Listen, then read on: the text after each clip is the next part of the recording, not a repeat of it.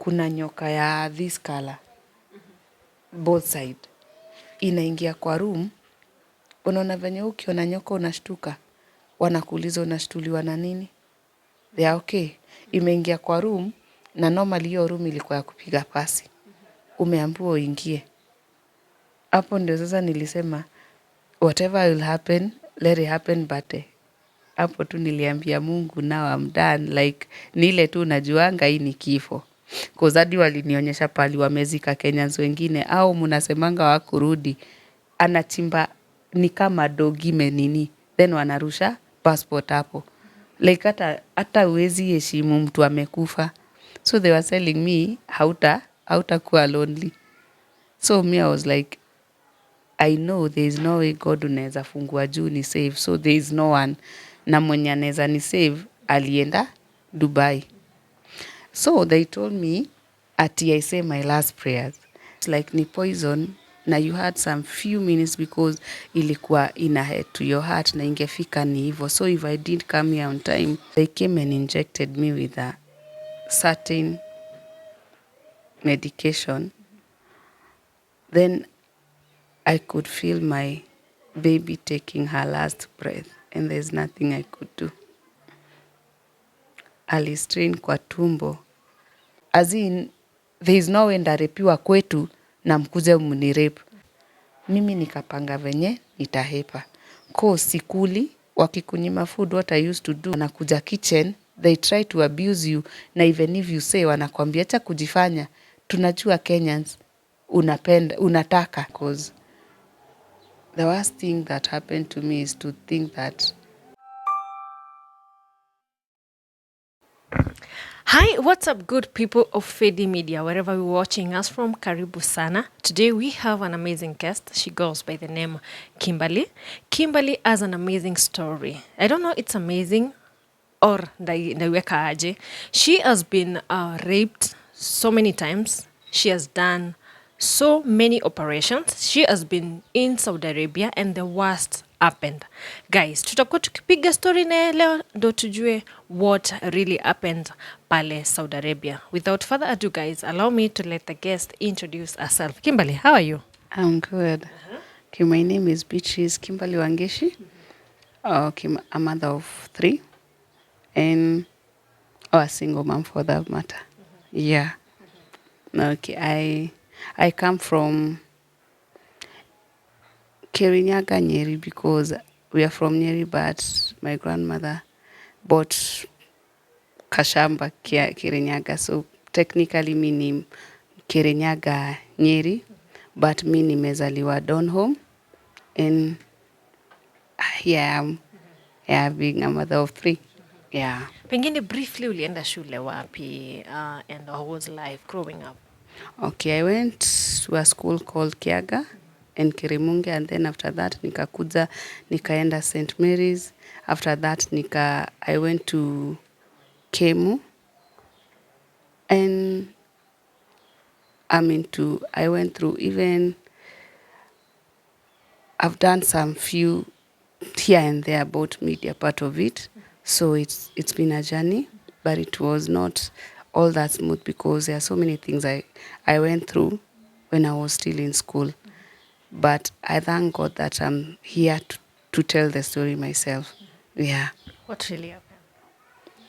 Well, let's start with, I had a really rough one because, as I said, I grew up with my grandparents. Well, and then after that, you see, there are things that people don't understand. Ukisikia unalelewa na shosh, not everyone will be happy about that because hata yako na watoi wake. So it wasn't that smooth, but for them, they really loved me.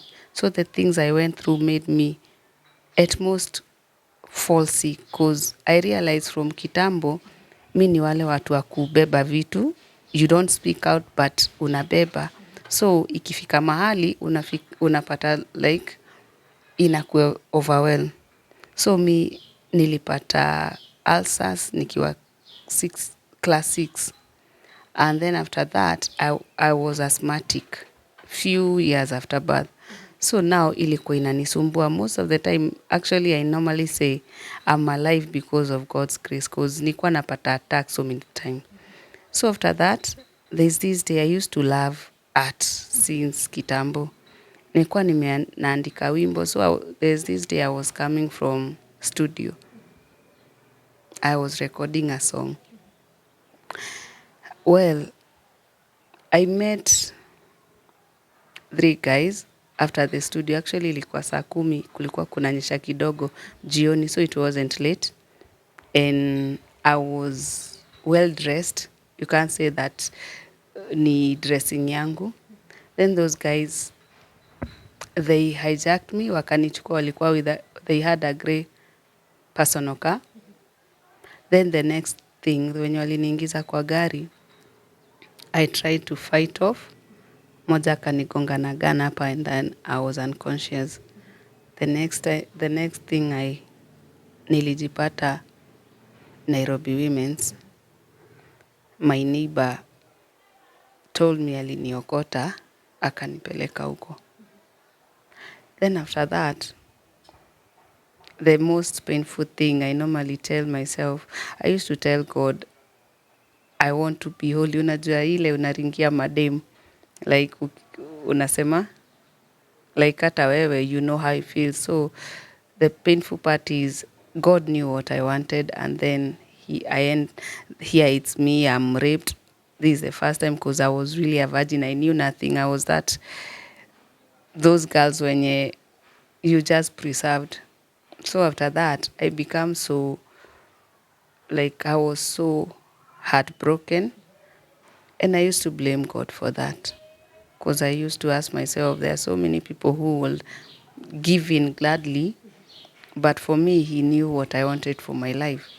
Then after that, that was not enough. After Form 4, I go through, just when I was coming terms with it and telling myself it wasn't my fault, I get raped again. So I became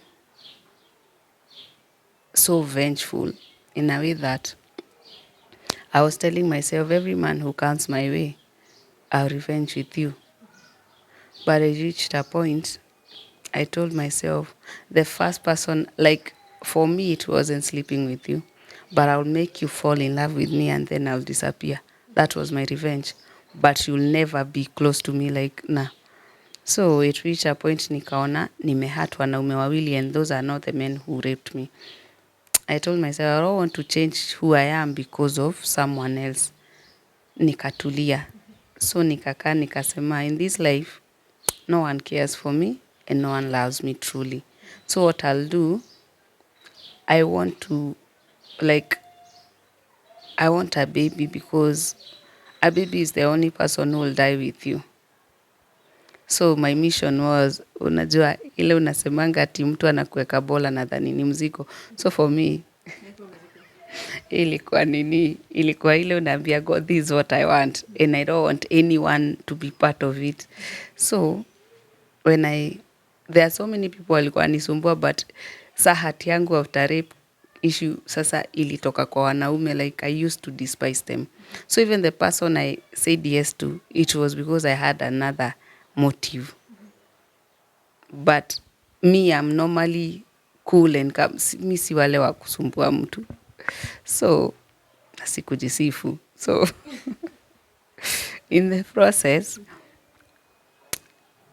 well, we dated and all that, but mi sijai kuwa comfortable kumove in kwa mtu. If ni nyumba ni yenye nakaa, that's where I trust that I'll be safe with someone. So now, after I got pregnant, kanza madharau. Actually, and not ye peke yake, mamake and all that. So it was too much. Nikasema, this is not what I wanted. So I opted out, nikatoka kwenye nilikuwa nakaa, ndio asijue kwenye niko, nika move to another house. Well, after a while, he apologized, because I could come in to the same house yenye ni yangu, napata nguo za mtu, huko when you come abruptly, ama neighbor anakwambia naonanga ukiwa na roho poa, so there's something si poa zina happen, ama at times una miss nguo yako na unajua kwenye ilikuwa. So when I came to realize what was happening, mi nika opt out. Venye nilinini, remember the pregnancy was the only thing in this life nishai appreciate. Like it's something that is going to bounce me back to life. When I went to a certain hospital, I won't say the name, which I really wish I could. The first male doctor asked me, ati, do you have cash nikuzalishe mtoto akiwa hai? I don't know him. I don't know what I did to him. Me, I thought it was a joke. And remember, I'm alone. Actually, I was bleeding. They couldn't find where the bleeding was coming from. Hadi wakaniambia, now, can you stop the bleeding from your head? Like, stop maybe stressing yourself, iache kubleed, cause tumepiga picha, hatuoni kwenye inatokea, but you can't stop bleeding. Now, when you continue like this, it's not good for you. So mimi nika assume. So a day went, the next day, no one wants to attend to me. Nikaanza kusikia uchungu. And when I told them how I was feeling, they were just laughing. After that, they came and injected me with a certain medication. Then I could feel my baby taking her last breath, and there's nothing I could do. Alistrain kwa tumbo, and even today I normally wish I could have done something. And when I told them, aliniuliza, ati nini unajua? Atirudi kwa kitanda. So I had no otherwise. I went back. Kwanza they were laughing. Wakakuza na zile vitu za kusikiza tumbo. Afterwards wakasikiza ati, nikaa hakuna kitu, nikaa imekufa, unasikia kitu. Then they laughed, wakarudi. A whole day I stayed na mtoi amekufa kwa tumbo. They were not attending to me, so it started to be painful. Na remember kuna kitu walini inject nayo. Usiku kabisa, a young doctor from Kenyatta alikuja direct to where I was sleeping. Akachukua file yangu akaniuliza, umekosana na mtu huku? Nikamwambia, no. Akaniambia, but your case is an emergency and I don't understand what you're doing here. Nikamwambia, me too, I don't understand. Nimeoffend nani cause no one wants to attend to me. Akaniambia, I'll make sure and I'll go with you to make sure umetoka kwa hiyo theater. By that time, I had already lost hope because I was feeling I've lost the only thing that I was fighting for.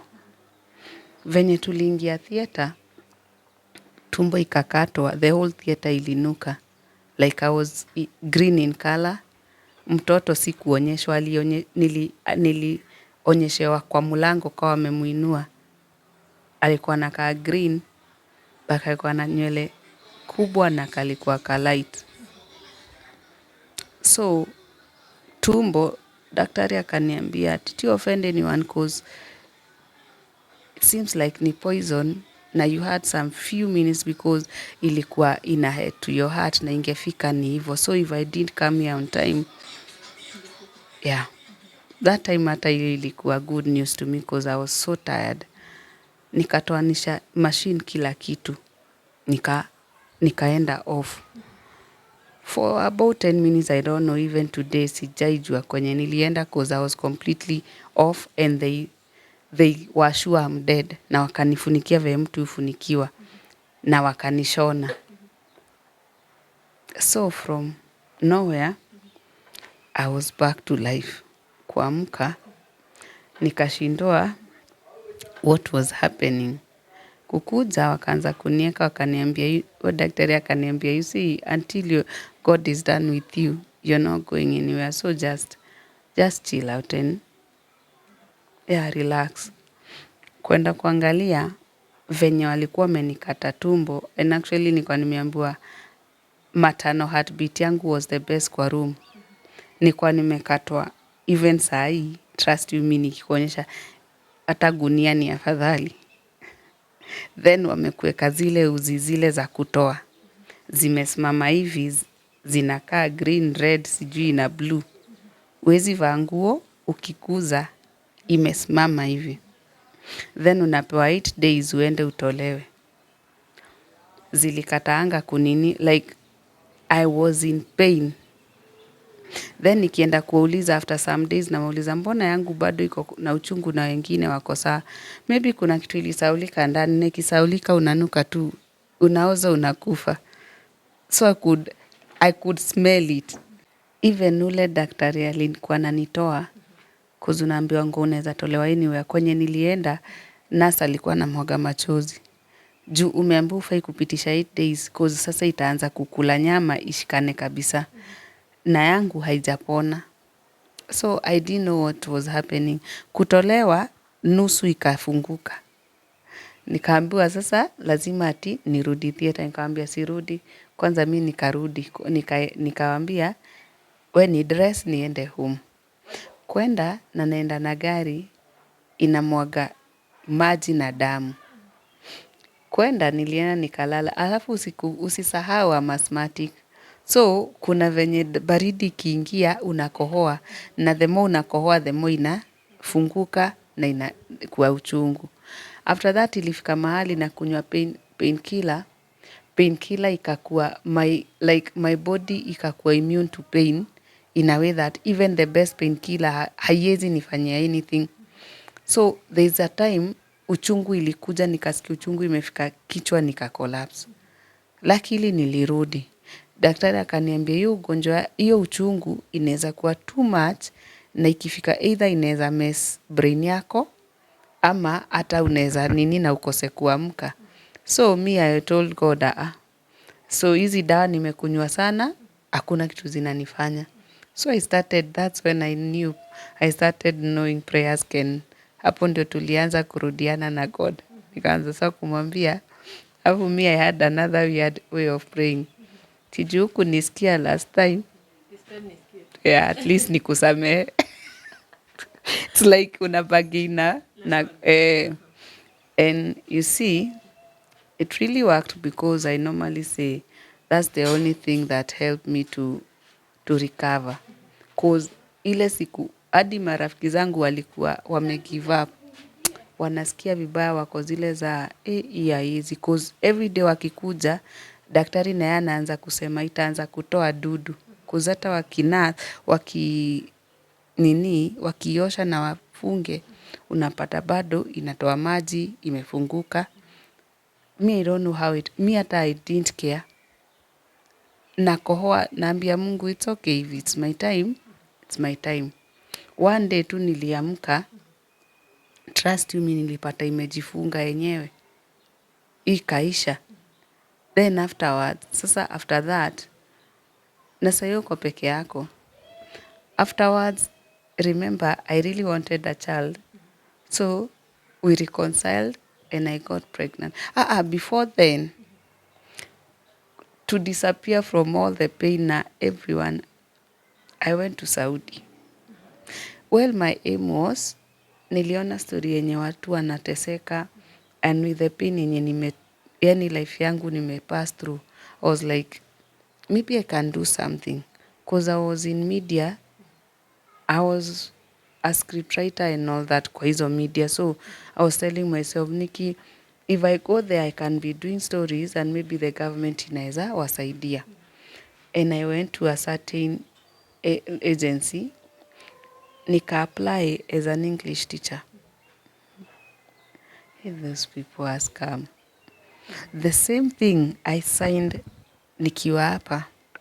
I met it in Saudi, a different job, my signature, and a different salary.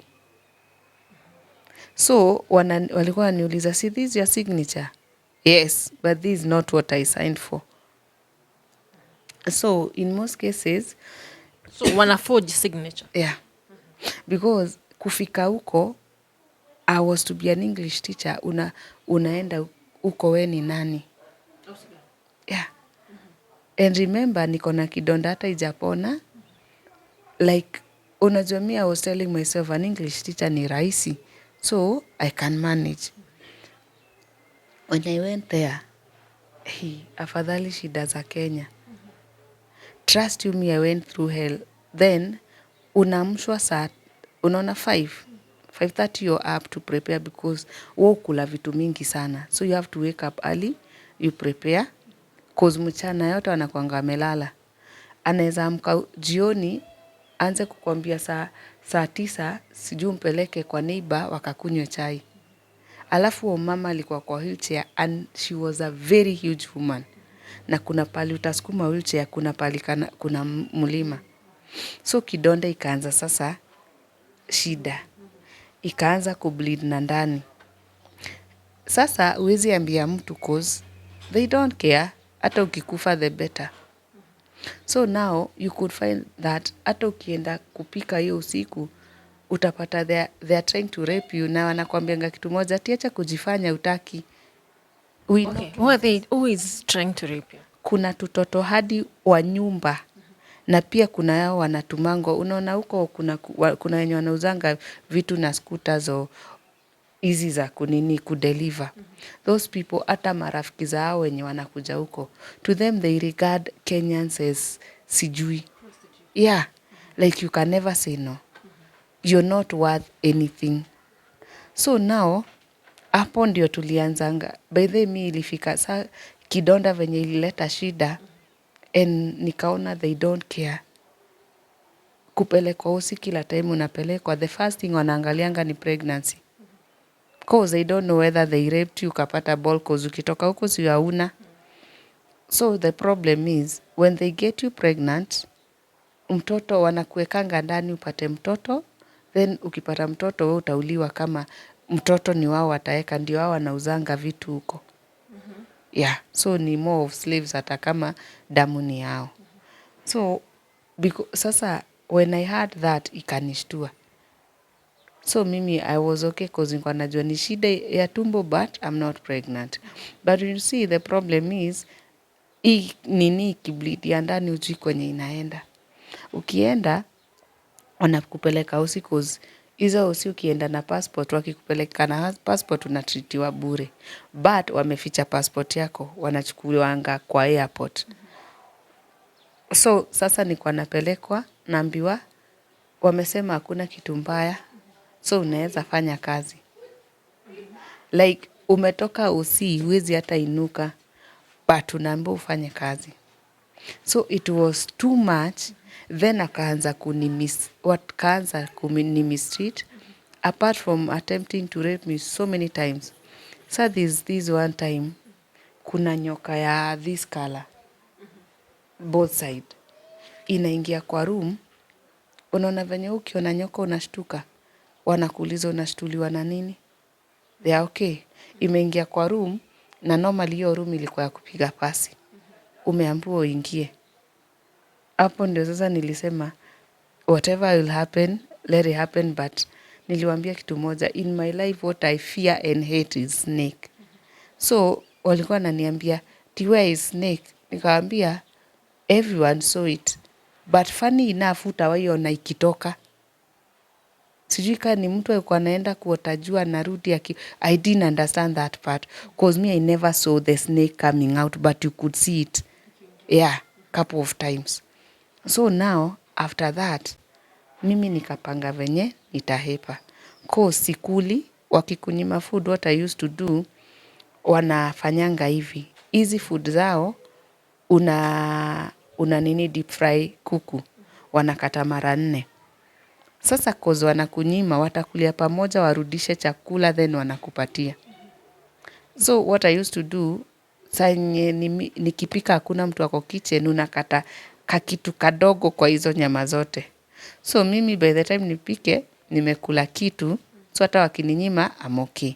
So they used to wonder how na survive. After that, venye walianza kuwa sasa rude and all that, mzee anakuja kusema, anakuja na kuita usimame hapo ati akibrush meno, anatumia vulgar words, akisema vitu. Then bibi yake akikuja anasema ati wewe ndio unakaa hapo. So anakutukana to an extent. One day nikawambia, if I wanted a man in Kenya, we have men, so I can't come here to take old men.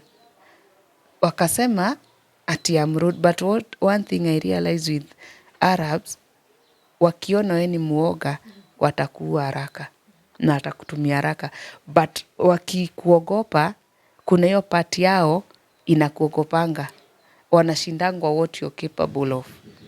So now hiyo ilinisaidia cause ilikaa for a while. So the day I planned kuhepa, na huyu mwenye ako wheelchair, one day aliniita, unalala chini na bed hata si 6x6, it's huge, na wewe watakuwekea kama mattress kale kadogo ulale chini. So alikuwa shinda akikuita, sijui anaenda choo, sijui nini. When I ignored that day, aliamka usiku na nikaona natembea vizuri. So in short, he was not crippled. She was just pretending na no one knew. Angekuona akiona mtu akikuja anze kulia. So akianza kulia, si wewe ndio unaambiwa una mistreat, and there's nothing you can say. So when I decided to run away, there's one of their son. There's a story hujatupatia. Umesema they tried to rape you. Who are they? Na walijaribu aje? Attempts zilikuwa aje? Zilikuwa hivi, si unasikia unaamka 5:30, unaenda kupika. Kuna watu wanakuja, kwanza sijui watoto wao walikuwa nalala wapi. 11 years to 13 years wanaingia na gari asubuhi, wameshika gun hivi, ni kama, yani to them AK47 is a toy. So watakuja na marafiki, hata hao wakubwa kujukukwa nao hiyo age 11 to 13, na wanakuanga wengi, then wamejaa uncles, makazini wamejenga. So it's a family thing. Wanaingia wakiwa wengi na mabeshte. So hao ndio wanakuja kitchen, they try to abuse you, na even if you say, wanakwambia acha kujifanya, tunajua Kenyans unataka. So you see, so venye utascream ama utoke, mi wananiogopa cause me I used to be rude. As in, there is no way ndarepiwa kwetu na mkuze mnirape. Then I used to tell God, don't allow for it to happen again. I'm just healing from the other ones. Please just protect me. And it worked. So that day, there's this guy alikuwa anaitwa Nasser. He was one of the sons, but alikuwa wa mama mwingine, sio mama wa huko. So yeye alikuwa naishi place ingine, tulikuwa tunakaa place inaitwa Riyadh, na yeye alikuwa nakaa Jeddah. It's a distance actually. So alikuwa naenda, yeye anatakuja huko, ashinde huko, then aende. When he realized what was happening, nilikuwa na mtute English until akakuwa fluent. So he used to, like, if he was to do shopping anaenda Dubai. He was very rich, na he was just 28 years old by then. So now, I didn't know kwa bed yake venye, ile siku anakuja kulala huku, alikuwa na bedroom yake. And he used to make his bedroom kawaida na hizo zingine. So alikuwa naeka pesa mingi kwa pillow hapo chini. So after this, when nilirealize time yenye nilienda kuhepa, ndio kwa nawaambia, I've never met an honest person like Kimberly, because nimeishi kumwekea pesa hapo aibe ama achukue, but she has never taken even a single cent. So this day, amebook flight ya kuenda Dubai kufanya shopping. So me I never thought, hata nilikuwa najiambia, I was doing that because nilikuwa najua acha nihepe, kama yuko asiumwe kuchoose between familia na mimi, nani ata support. So mimi, unfortunately, hiyo siku nilikuwa na hepa, nasikia mimi alibook na nikadhani ameenda. Venye nilikuwa na hepa, unfortunately, one of the family members, hizo nyumba zingine, wakanispot. Nikaona mataa zimewashwa kila mahali. Ilikuanga 10:00. Na sasa venye iliwashwa wakasema Kenya. Walikuwa wananiita Kenya cause nilikuwa na short bob kadogo alafu blonde. So they used to call me Kenya. Venye waliitana wote wakatoka wote. Hapo tu niliambia Mungu, now I'm done. Like, ni ile tu najuanga hii ni kifo. 'Cause hadi walinionyesha pahali wamezika Kenyans wengine au mnasemanga hawakurudi. Anachimba ni kama dogi imenini, then wanarusha passport hapo. Like hata huwezi heshimu mtu amekufa. So they were telling me hautakuwa lonely. So me I was like, I know there is no way God unaweza fungua juu ni save. So there is no one. Na mwenye anaweza ni save alienda Dubai. So they told me ati I say my last prayers. Kuna msichana mmoja wao sister yao nilikuwa nachukia. Juu alikuwa na mdomo. Afu alikuwa ananichukia alikuwa ananiuliza ati mi ni maid wao na how comes I'm fluent in English. So ilikuwa inamuudhi. Because hata angekuja na mabeshte, maybe alikuwa na relate na watu wamesoma. So akikuja mwenye ataitwa kuwa translate ama kubond nao, hata kaa ananichukia ni mimi tu ataita. So hiyo kitu iko inamuudhi. So akapata chance ya kunimistreat that time. Alikuja akanipiga slap na mimi nikampiga, nikamgonga na nikamsukuma. Niliwaambia you can google nini Kenyan women, specifically Kikuyu women. Yeah, known. What I didn't know, God was buying time. Actually, I didn't know. I had ushaikuwa na nguvu hujui inatoka wapi. Cause hao watu wamekusaraundia you are alone, but you're still talking. Like, God gave me the courage not to give up until that guy came. Mi saa yenye wameniambia, saa hiyo naambiwa ni kneel down na tutoto twa 11 and 13 years. That was what was, yani ilikuwa inaniwasha niko zile za, I just wish you can lose those guns. So I had no choice. Nika kneel down, nikaambia God, I know there is no way you can save me. Cause huwezi fungua juu na hapa there is no one. Now it's a dead end, like hakuna. Nikamwambia, I don't know why but I feel it's not my time. And there is no way naweza toka Kenya nikuje kufa huku kama dogi. No, no one will ever know what happened to me. Then nika kneel down. Kneel down kuamka, nilisikia saa yenye naamka hivi now saa you ready, they start shooting and all that. I saw a black range, ikakuja ikasimama mbele yangu, akafungua akaniambia, Kimberly, get in. The guy who never misses a flight, his name was Nasser. Nikamuuliza, but I thought akaniambia, just get in. If I give you 2 minutes with these people, you'll be history. Nikamwambia, but you're not supposed, unajua ufai kukaa mbele kwa gari ya Mwarabu. Akaniambia, it's my car, just get in. Afu yeye juu ametravel around, hana hiyo Uarabu sana. Then niliingia, akaniuliza, do you have anything? Nikamwambia, nothing. They took my purse, akashuka, akaambia mamake, where is Kimberly's passport? Saa hiyo iko kwa, akaambiwa, get it and give it to me. Saa hiyo nguo, kila kitu, laptop, kila kitu wamechukua. So akaulizwa akasema, saa hiyo nikamwambia mimi I'm okay, just get my passport, niko sawa. Cause I knew without passport, that's the only main thing I wanted. So venye alienda mamake akaenda akachukua passport, akakuja akarusha, akamwambia, I told you to give me the passport, not to throw it. Like that's the first day alikuanga mtu kama until that day. Niliona enyewe bado ni Mwarabu cause he was rude to them, and then I'm like, this is your family and me I'm leaving. So ndakuachia shida, nikamwambia just need my passport, anything else nothing. Akaniambia, nikamwambia I need just nini ya kurudi home na passport.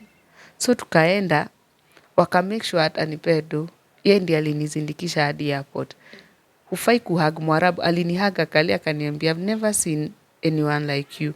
And I'm praying and I know one day tutapatana huko juu cause that's where we belong. Kaambia, thank you, that's good enough. Then akaniambia kitu moja.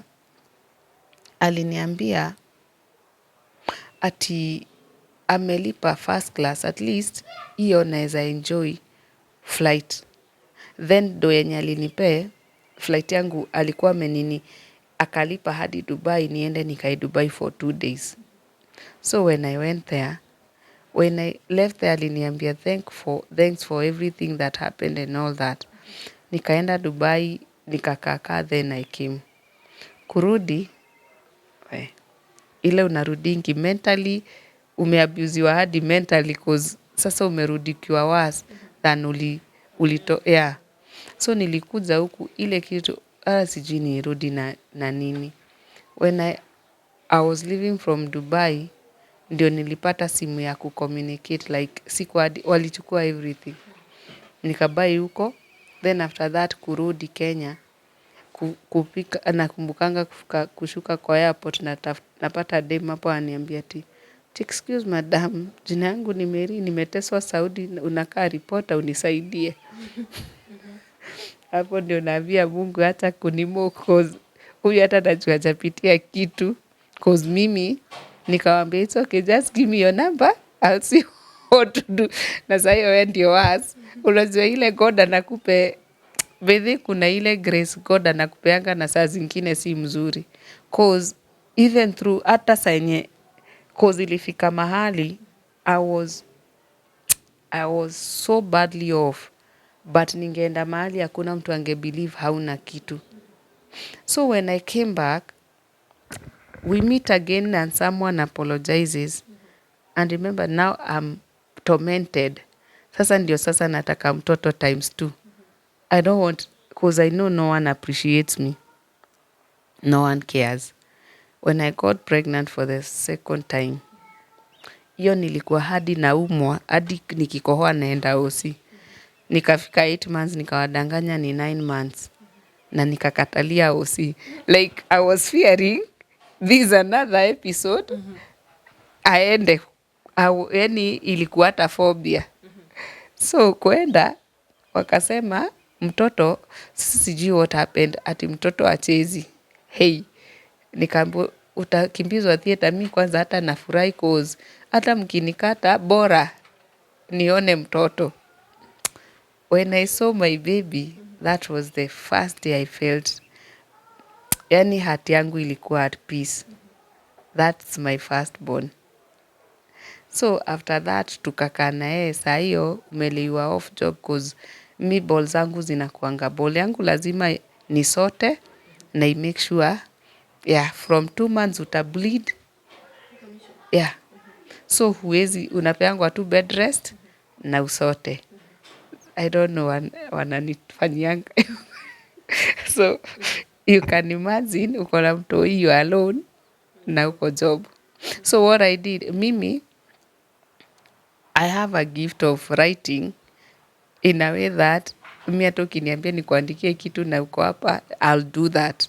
So me, I went to a certain church. Na sijui mbona mi hujipata tu church. Even when I'm at my worst, God leads me to church. Afanyangi, me, I've never met any. Like ile ukiwa na stress unaenda kwa bar, me I go to church.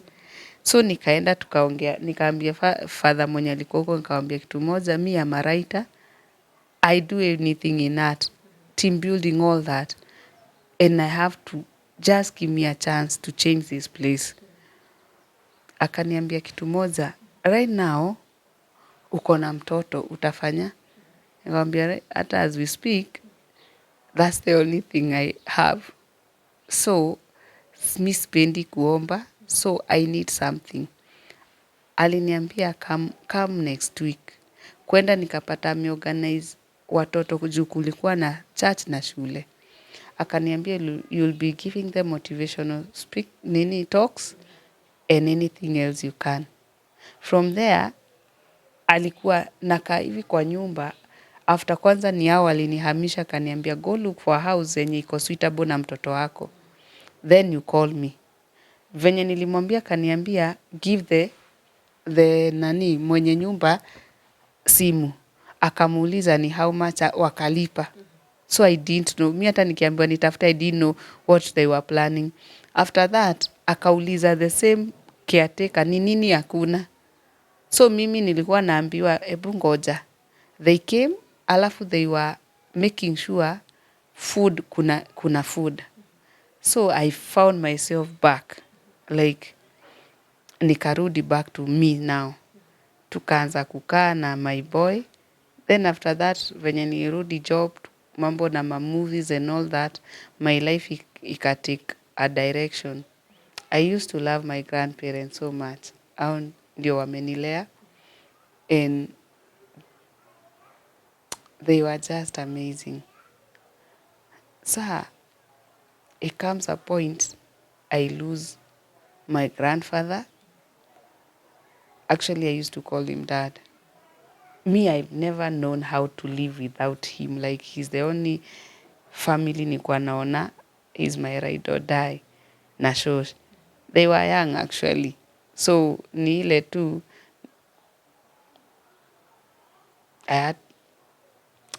they were there mentally and every time I could need them. But me, I'm that kind of a person, sipendi kudepend sana na mtu. So after that, when he died, my life took another wrong turn. After hata 1 year ikuisha, my grandmother follows because walikuwa napendana in a way that sasa wangeachana. Sasa after that, ile you are mute, you don't know what you are going through, you don't know how to express your emotion. I was so hurt in a way that sasa hati yangu narudishianga Mungu blame. Nena namwambia, nye, anything I love you take. Everything I touch, it turns into what did I do? Yani nikaanza kujiuliza maswali. I isolated myself from the world itself. After that, I met this person more of a kwa bario ya that time ndio nilikuwa nimejiambia. And remember, because of rape thing, me and men giving my heart to a man, it's a rare thing. So I met this person in a family, so that he was the only person I felt I could trust. Like, ule mtu naonanga, you can give a chance and they won't hurt you, they protect you. But that was a nightmare because that was a beginning of more of the worst chapter of my life. Because things started happening. I went through hell. Unaona ule mtu anakuachilianga uchapwe, ukishachapwa anakuja kukuambia pole. Hivyo, that kind. Afu mimi, I'm so understanding. Nakupeanga time hadi na understand until there is no room of understanding. So tukaendelea, I got pregnant again, nikapata kadem. Then after that, nikaanza bado insults everywhere. And that time when ndio unajua you are doing everything. Unajua ile unaambiwa hadi when ndio unafanya sijui mtu apeani, yani those kind of things. And deep down you know it's you who's doing everything, but ni ile behind the scenes. Ikakuwa too much sasa. Ikaturn into violence. And a bad one. Because when I got pregnant to my last born, I was in a bad state because I was suffering from bipolar and depression, because the worst thing that happened to me is to think that the only person in this life you can trust can turn into a beast. And no one can believe you or understand your pain. Then unaambiwa hivi, unamuondokea so that there will be peace. I don't know where he finds you. Then tena you become the blame again. Until one day, alikuja akafunga mlango, watoto wakiwa ndani, akawasha moto. Ako kadem ndio kalikuja kwa mlango, kwa dirisha akaniambia, "Mom, baba choma." Nilisnap, mind yangu ikasnap. Yani from there, I was never the same again. Angekuja anze vurugu, anze kuchukua kisu, amechukua kisu, anakwambia ataua kila mtu. So now, when I took my firstborn kukaa naye as a security, because I saw he's the only person who can protect me. So when we were staying with, saa yenye kaliona hivo, Nilienda kuchukua hii meza kumgonga nayo. Then I looked at my son. Kana mwaga machozi. Kalimwambia, siwache kufight. Siwambie Jesus. Uombe Jesus na utaacha kukasirika.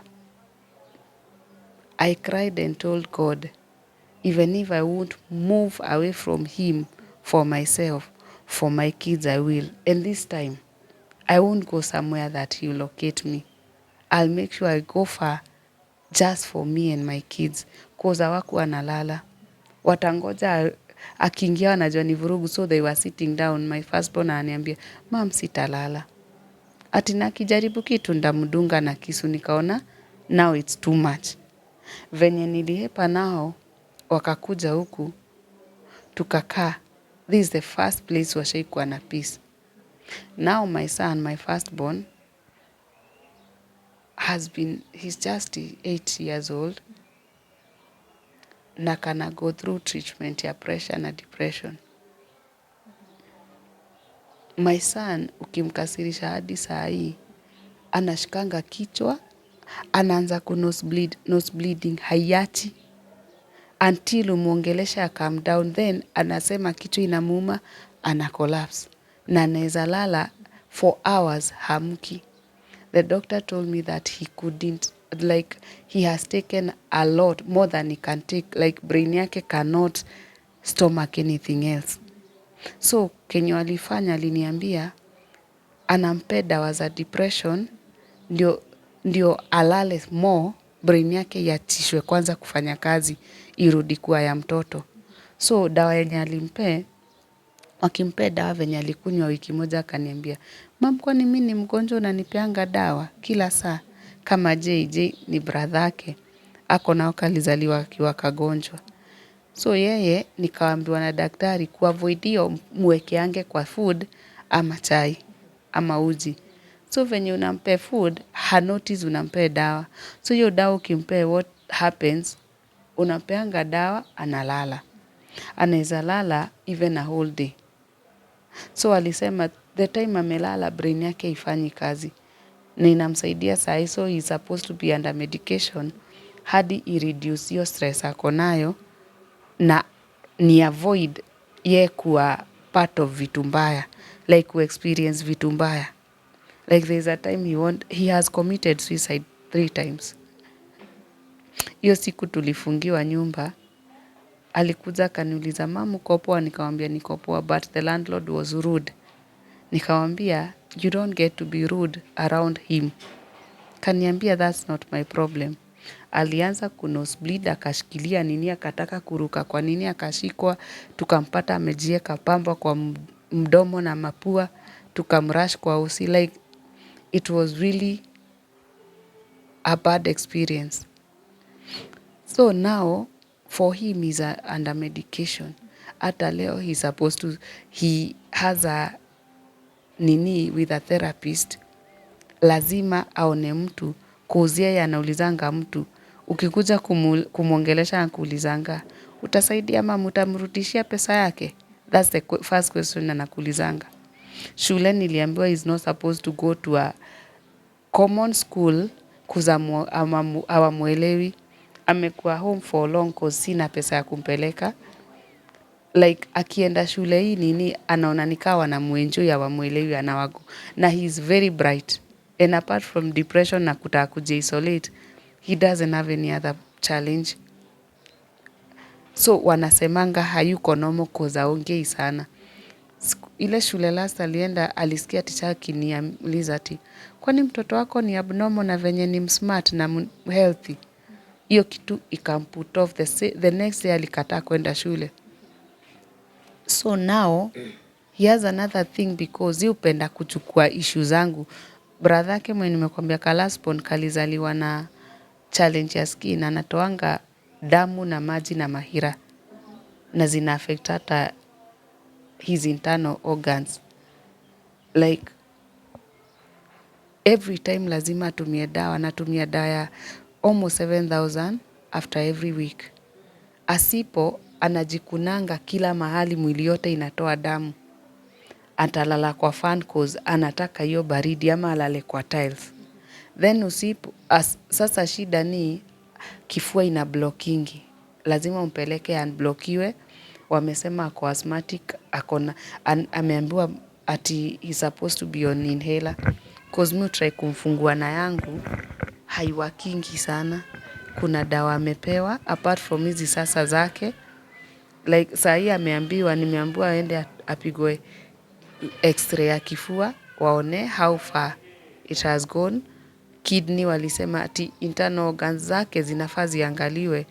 This is the first time naona mtoi wangu anaamka ati anaweza fanya kitu. Unaona kako na mwili ndogo, anasema is under age, but it's okay.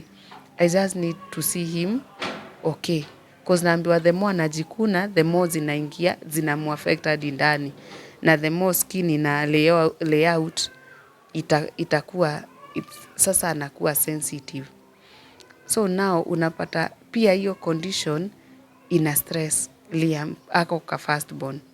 Juu sasa tunakaanga hadi asubuhi cause ameshindwa kulala, juu ya kujikuna na kulia na uchungu. So saa zingine katapata nimelala hivi kwa kiti nimechoka, kaniambia, "Mom, si ulale kidogo nimshike." Na yeye the only person anaitikianga kushikwa na yeye ni huyo. Hapendi watu, juu kamezoea hosi mimi. So yeye anajuanga mimi ndio daktari wake. So and then now the problem comes in cause mi niko na condition pia ya, apart from now I'm okay. I was suffering from depression na kwanza bipolar, but right now nimelearn kucontrol because of them. Then kidonda yangu nilifanywa hiyo operation ya mwisho, walifanya vibaya, wakarudia. Kurudia na cause haikuwa imeheal, even ikifanywa ya mwisho ikafanywa vibaya. Kushonwa ikashonwa vibaya. Then after that wakasema ile gozi ya kupanguza damu ati wameikosa theater. So they are suspecting iko ndani yangu.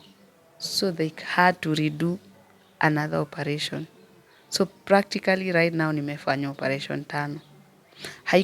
Haikufanywa vizuri cause niliambiwa niende scan wajue nini mbaya, cause inakaanga at times nikikaa chini sana, either naumangwa na mgongo sana na tumbo inafura, inaanza kutoa maji. So practically I'm not even in a position naweza kuambia naweza fanya kazi ngumu. And you see I'm not working and I have 3 kids. No support, na dawa yake anatumia hii dawa na haizi miss. So hata saa zingine unapatanga mtu tu, unaambiwa, unapigiwa simu unaambiwa, enda hapo kwa stage uchukue parcel. Kwenda kuangalia napata maybe ni msee aliona nini yake akatuma parcel ya dawa. Kama hii anatumia iko almost kuisha, ni mtu nilitiwa tu nikaambiwa niende kwa stage nichukue. So that's how amekuwa akisurvive. Na huyo ameambiwa he's supposed to be anakula vizuri na anakula mara mingi, cause hata hizo dawa za depression anakunywa zinampe, one of the disadvantages, zinampe appetite. Na unapata saa zingine ako na appetite na sina food ama sina uwezo ya kumfanyia the things ama dawa hata zenyewe sina. So it's become kinda challenge. Yeah. Wow. Guys, tumekuwa na Kimberly. You've heard a story. So Kimberly, there's someone who is watching out there. Na pengine ungehitaji usaidizi gani from my fans when you wanna watch? Well, thanks so much, first of all, for this platform. I don't take it for granted. And thanks for your fans. I really appreciate the fact that you're here. And since it's a start of the year, I'm praying that you can be a blessing to my kids, especially my son. Hizo dawa zake, like now sijui atatoa the next drug wapi. Na hata unaweza check zinaitwa ni Lipical Sedent na Lipical Balm. You can even check. Roughly it's 7,000, almost 7,000. Na ndio zile.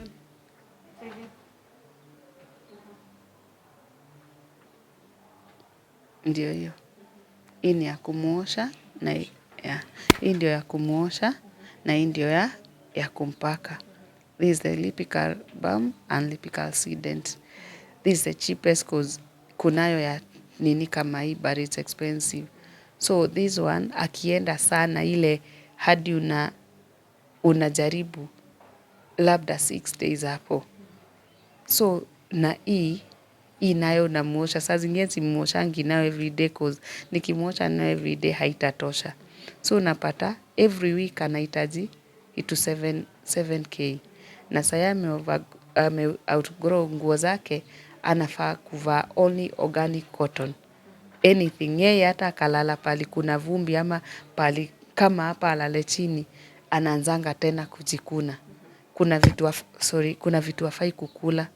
So you see, there is a lot that I need to, so that I can make sure they are okay, but I'm limited. I'm just praying. It's not even a must. If it's not even cash, if unaweza hata tumeikiwa dawa or anything, I'll really appreciate because it's really a tough journey. And I'm praying God to come through in a way because I've been a blessing to many, so I'm praying to God that for my kids, He send His angels. Yeah. Okay. Mtu angependa kukupata atakupataje? Pengine uko na namba unaweza peana? Well, if someone wants to reach to me, unaweza tumia namba yangu. It's 0745 141 128. 0745 141 128. If you use that number, you can reach to me. Ama unaweza pia tumia 0728 72 72 20. 0728 72 72 20. So in case hii ingine iko off, hii ingine na italeta jina Beatrice Matahe. So utanipata through that. Yeah. Guys, tumekuwa na Kimberly. You've heard a story. Ungempatia ushauri mgani? Na if you out there na uko na uwezo wa kumsaidia, kuna hii dawa yenye mtoto wake anatumia, yeye hatahitaji pesa. If unaweza msurprise ama msupport na hii dawa, itakuwa sawa. Guys, thank you for watching. Don't forget to kumpea tu ushauri wako hapo kwa comment section. Thank you for watching. See you in the next video. Bye bye.